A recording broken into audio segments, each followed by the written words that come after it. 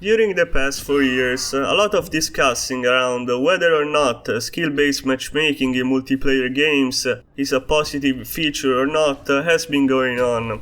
So I guess it's time to give my own take, as an ex-wannabe pro gamer who has had experience with both skill-based matchmaking and server browser-based type of games, like Half-Life or Counter-Strike 1.6. When skill-based matchmaking was starting to get implemented back in 2014-2015, lots of hardcore gamers were happy about it, me included. Everyone was ready to bid farewell to the days where you had to reunite 10 players to play a proper match of Dota or Counter-Strike, while also risking that a player or two would disconnect, consequently ruining everyone's experience. Launching your favorite competitive game and the simplicity of pressing a single button to find a match sounded like a dream come true. However, 7 years later, lots of people realized that it was not all rainbows and flowers. Why is that? Let's explore what are the major flaws of skill-based matchmaking, starting by how it affects competitive gamers that dearly wish to improve their skill level. The first issue revolves around how the system won't let players improve fast.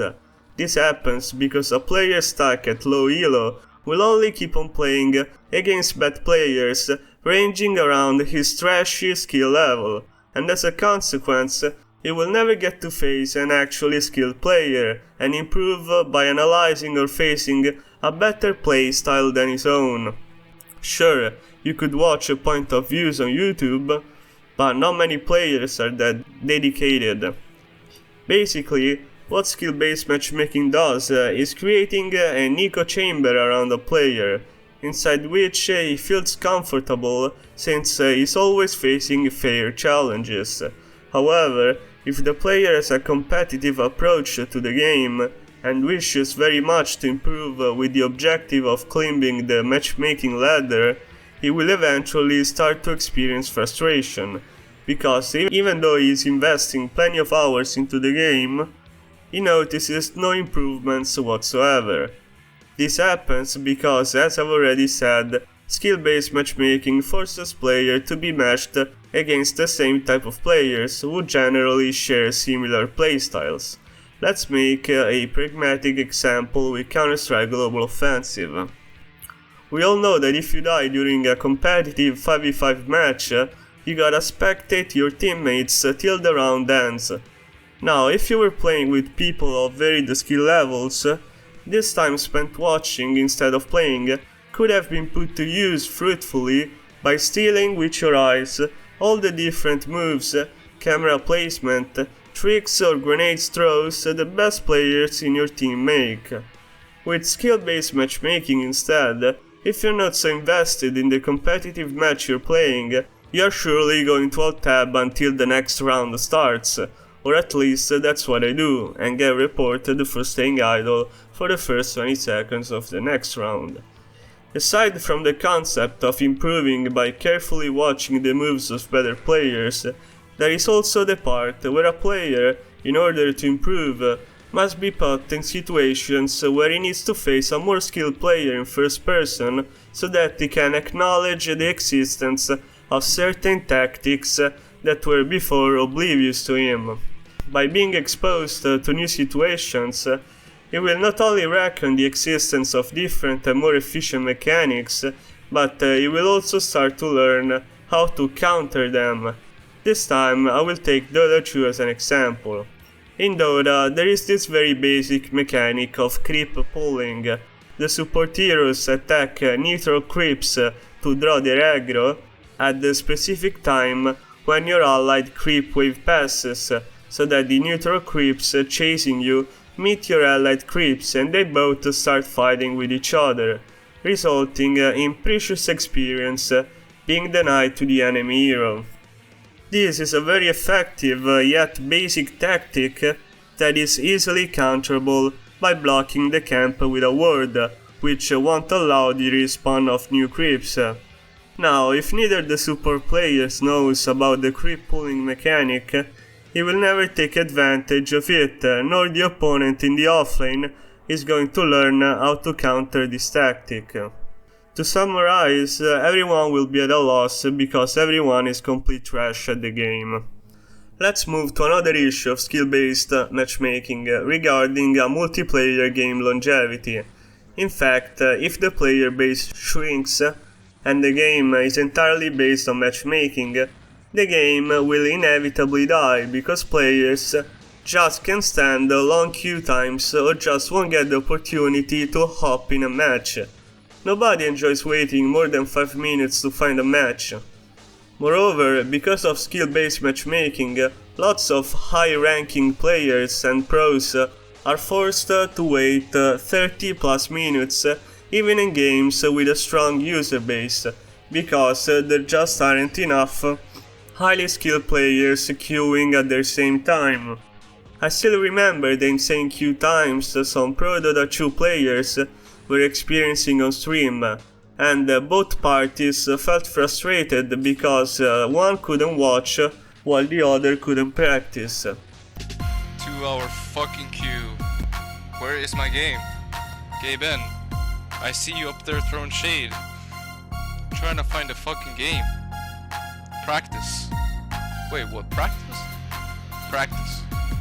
Just sit. One more problem about skill-based matchmaking or matchmaking-based games is that the sense of belonging to a certain community has been lost, and a lot of people feel paradoxically lonely while playing a multiplayer game, stuck in between a match and the next queue, chasing those sweet virtual points.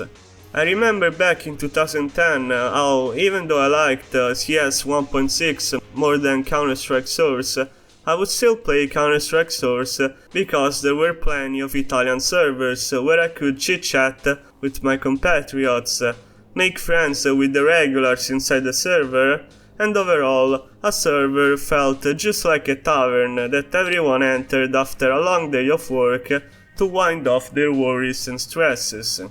After playing in the same server for a while, you could even notice who the good players were, and fragging the best player in the community after months of practice was a satisfaction few Zoomers players can imagine. It was also a thriving environment to form new teams to play leagues with. The drama was fun as well.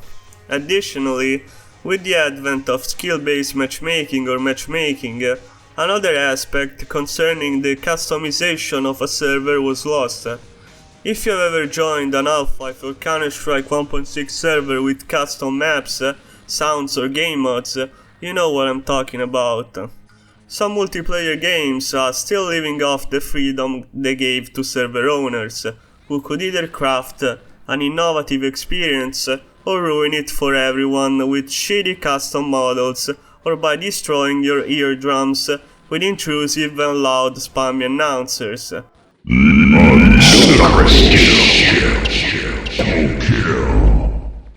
Some people hated downloading extra files to join a server, but I guess that was the price we had to pay to find some diamonds in the rough. Many multiplayer games nowadays are dead or close to being so because the devs didn't allow the players to create custom maps or game mods which are vital for a game's longevity, preferring instead to stick to a matchmaking system with the same maps on rotation over and over again. Having played Quake Champions for around 2000 hours, I'll use this Bethesda title as an example. Quake Champions started off with very few playable maps, although Quake 3 Arena was very famous for the abundance of both official and custom maps, where the players could endlessly frag each other, but Bethesda never allowed its player base to recreate those iconic maps in Quake Champions. That's probably why Quake Champions averaged 800 players from the moment it was released till today, and one of the reasons I had quit playing it. Perhaps I'll go more in depth on Quake Champions' death in another video. Another feature I don't personally like about skill-based matchmaking is that sometimes players get punished a bit too harshly by the report system.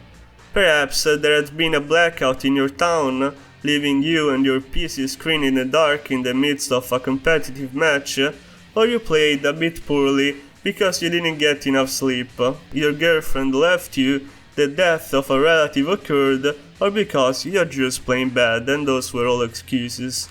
Either ways, the system banned you for your terrible actions and now you gotta pay by waiting or playing low quality matches. This can be quite frustrating, especially if it's not the punished player fault. To close the video off, I must remark that there are also benefits to skill-based matchmaking, the main one being accessibility for newer players, but this video is focused on the negatives, thus I suggest you to stay tuned for more. See you and you know how it goes, like, subscribe, whatever.